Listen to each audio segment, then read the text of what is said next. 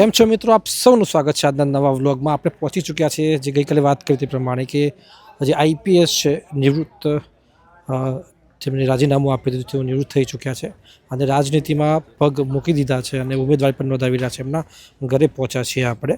આજે એમનો નિવૃત્ત સમારોહ છે, સન્માન સમારોહ છે, સાથે પ્રચારની પણ શરૂઆત કરવાના છે. તમને દ્રશ્યો બતાવો. આપણે એમના ઘરે પહોંચ્યા છે. એમનું ઘર છે, સામે દેખાય છે. મંડપ સરસ બાંધી દેવામાં આવ્યો છે, સામે પોસ્ટર મારવામાં આવે છે. આ તરફ કાર્યક્રમ છે, આપણે છાયડામાં ઊભા છીએ અને ખૂબ સુંદર આયોજન કરવામાં આવ્યું છે. ખાસ કરીને કેવું છે કે એક પોલીસ અધિકારીમાંથી પોલિટિક્સમાં તેઓ આવ્યા છે અને આ સંજોગોમાં ખૂબ સારા આયોજન સાથે લોકોને એમનો સન્માન સમારોહ છે નિવૃત્ત થયા બાદનો. કારણ કે જે સમય મળ્યો નહોતો. સંકેતભાઈ, દેવાંગભાઈ બંને જોડે છે. કેવું લાગે છે, કેવો માહોલ? બસ અત્યારે ચૂંટણીનો માહોલ છે, પણ આઈજી સાહેબના જે સન્માન સમારોહ છે ત્યાં આવ્યા છે અમે.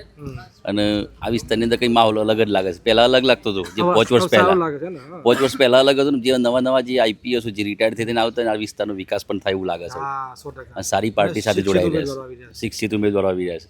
એક આવું જે શિક્ષિત ઉમેદવારો પહેલાં જોબ ઉપર હતા, આવું પોતાના વિસ્તારની અંદર વિકાસના કામો કરે. એક વિકાસ ચરમસીમાએ પહોંચશે એવું લાગે છે. જો આપણી સાથે દેવાંગભાઈ પણ છે, એમના વિચારો જાણીશું. તમારું શું માનવું છે? દાખલા તરીકે આઈજી લેવલના વ્યક્તિ જિલ્લા પંચાયતનું ઇલેક્શન લડી રહ્યા છે, તમે શું માનો છો? કેવો ફરક પડશે આ વિસ્તારમાં? પહેલાં તો આ વિસ્તારના આટલા બધા ગામો છે, તો પહેલાં કોઈ ખ્યાલ બી નહોતો, મને બી ખ્યાલ નહોતું કે આટલા દૂર ગામો છે, આવા ટેકરા પર ગામો છે. હવે ધીરે ધીરે પીસી બરંડા આવ્યા, ત્યાર પછી આ આઈપીએસ આવ્યા, એટલે નવો વિકાસ થશે. અને ખાસ કરીને જે આ અંતરિયાળ વિસ્તારમાં પહેલાં તો ઝીરો વિકાસ હતો, પણ અત્યારે પાકા રસ્તાઓ બન્યા, પછી જે સરકારની નવી યોજનાઓથી ઘરો બન્યા, એટલે વિકાસ થયો છે એવું કહી શકાય. હવે આજથી હવે આઈપીએસ જે પૂર્વ આઈપીએસ મનોજ દિનામા આજે નિવૃત્તિ જાહેર કરશે ને આજથી હવે પોતાનો પ્રચાર શરૂ કરશે. Okay, thank you. ખૂબ સરસ માહિતી આપી. રાકેશભાઈ, તમે તો આ વિસ્તારના જ છો, તમે બદલાવ જોયો છે, તમે શું માનો છો આ બાબતે? હાર્દિકભાઈ, ચોક્કસથી જે રીતે આ જે ટ્રાઇબલ વિસ્તાર છે ત્યાં ખરેખર અહીંયા જે વિકાસ થવો જોઈતો એ નહોતું થયું. પણ એક આઈએસ કક્ષાના માણસો જે રીતે ફિલ્ડમાં આવી રહ્યા છે અને શિક્ષિત લોકો આવે છે તેના કારણે ખરેખર જે વિકાસ થવો જોઈએ તે વિકાસ થશે. ઇન્ટરેસ્ટિંગ વાત કરું, સંકેતભાઈ આવી જાઓ મારી જોડે. અમે સંકેતભાઈ બંને અમે આજે જ નહીં, લગભગ 10 વર્ષથી કવરેજ કામ કરીએ છીએ. અમે અગાઉ આ ગામમાં આવ્યા હતા. આ ગામમાં અત્યારે કેટલો ફરક લાગે છે? અગાઉ પહેલા હાર્દિકભાઈ બંને આવ્યા ને ક્રાઇમ સ્ટોરી માટે આવ્યા હતા. ક્રાઇમ સ્ટોરી ત્યાં લગભગ આજે 8-9 વર્ષ પહેલાની 9 વાત વર્ષ છે. પહેલા થઈ ગયા. જે શરૂઆત હતી મારી હાર્દિકભાઈ તો જો કે 5 વર્ષ જૂના હતા એ. અને એ વખતે આપણે આવ્યા હતા અને આ જગ્યા ઉપર રસ્તો નહોતો એમ. યસ, મોટા પેલા પથ્થર હતા અને એક જગ્યાએ ગાડી પણ અડી ગઈ હતી, તમને ખબર લોકો ડરે આવવામાં, એવો વિસ્તાર. અને ગાડી પણ અડી ગઈ હતી આપણે એક જગ્યાએ. આ જગ્યાએ એક ક્રાઇમની મેટર હતી. દુકાનની અંદર એક ભાઈ ઘરા પાછો ખાધો હતો, આ જગ્યા ઉપર આવ્યા. અને એકના મીડિયા નવું હતું અહીંયા આ વિસ્તાર માટે હતું. લોકોને ટોળે થઈ ગયું એમ કે ભાઈ મીડિયાવાળા આવ્યા. પણ ગાડી વરીની 3-4 કિલોમીટર દૂર જવું પડે ગાડી વાળવા. મોબાઈલના જમાનામાં ઘેર મીડિયાવાળા થઈ ગયા. મીડિયાવાળા થઈ ગયા. અને બહુ જ વિકાસ છે. જ્યાં જુઓ તે રસ્તા. ના, સારી વસ્તુ છે, ખૂબ સારું લાગે છે. અંદર આરોગ્ય કેન્દ્ર પણ આવી ગયું. ઝડપી વિકાસ થયો. શિક્ષિત ઉમેદવારો પોતાની અસર મૂકી રહ્યા છે.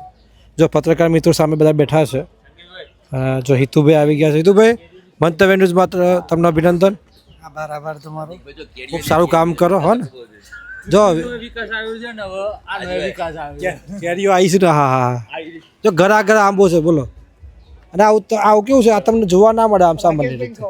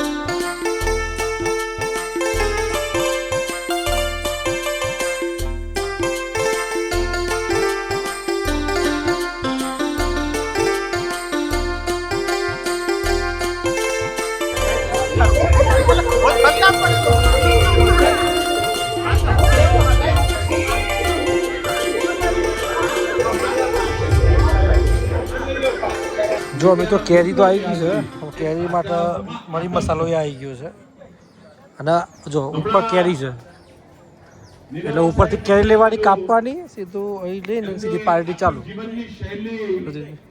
એટલે ભૂરિયા પત્રકાર છે ટેટોઈના. જો સરસ કેરી આવી ગઈ. આભાર આપનો, ખૂબ ખૂબ આભાર. કંપની આભાર માને છે.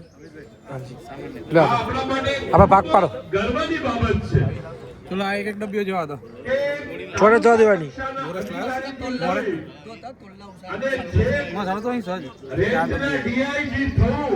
આપ જોઈ શકો છો આ ઉમેદવાર છે મારા મેઘરેજના પત્રકાર ઉમેદવાર. બપોરનો 1 વાગી ગયો છે. આપણે હાલ કાર્યક્રમમાં છે, કાર્યક્રમની શરૂઆત થઈ ગઈ છે પણ પાણી પી રહ્યા છે. બધા પત્રકારો જમવા માટે આવ્યા છે. હું બતાવું તમને, જમવા માટે પહોંચ્યા છે. જો અમિતભાઈ થાળી લઈ આવ્યા છે, ચણાનું શાક છે, મોહનથાળ, પૂરી અને રોટલી અને દાળ ભાત. સરસ છે. પત્રકારો માટે વિશેષ વ્યવસ્થા થઈ ગઈ છે. એ તું ભાઈ શું કરું છું? બસ કોઈ ટાઈપ કરું ને. ભાઈ કેવું છે જમવાનું?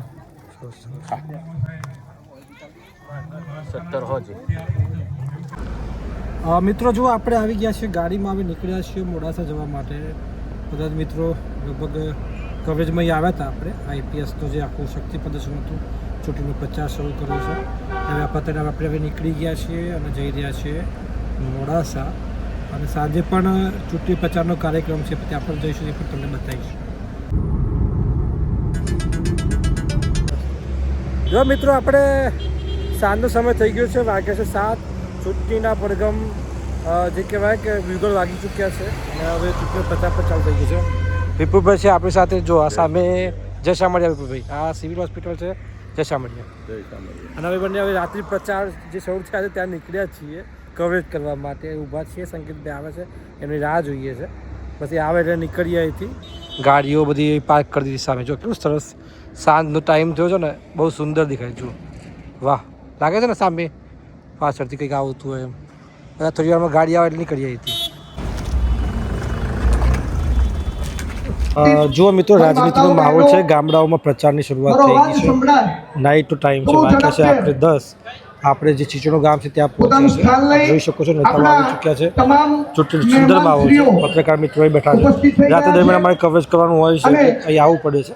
તો રાત્રિ દરમિયાન આવો માહોલ જોવા મળે છે. અમુક પત્રકારો પહેલી વખત જોયું છે, અમુક દર ચૂંટણીમાં જતા હોય છે. અને જો આ રીતે લોકો બેસે છે, સામે નેતાઓ બેસે, આ રીતે માહોલ અહીંયા હોય છે. જો તમને મૂકું બતાવું, વ્લોગમાં બતાવવાની છતાં બતાવું તમને, તમે જોઈ શકો. પોતાનું સ્થાન લઈ લે. જિલ્લા પંચાયત લીંબોઈના ભીખુસિંહજી પરમાર વડવાસા તેમજ આજે વિકાસ પણ કર્યો અને પરિણામે કેટલાક કોંગ્રેસના ઘણા બધા મિત્રો વર્ષો સુધી કોંગ્રેસમાં સેવા કરી, પણ એમને પણ થયું કે આ ચાલુ કરવામાં, આ વિકાસ કરતી સરકારમાં, સનાતન ધર્મનું રક્ષણ કરતી સરકારમાં અમારે પણ પોતાનું યોગદાન આપવું જોઈએ. અને એ જો મિત્રો આપણે આ ગાડીમાં છીએ, રાતનું અંધારું તમે જોઈ શકો છો. વાગ્યા છે 9:30. બધા મિત્રો હવે નીકળ્યા છીએ ઘરે જવા માટે ચૂંટણીનું કવરેજ પતાવીને. આ સરસ માહોલ છે, જો મેળાનો માહોલ.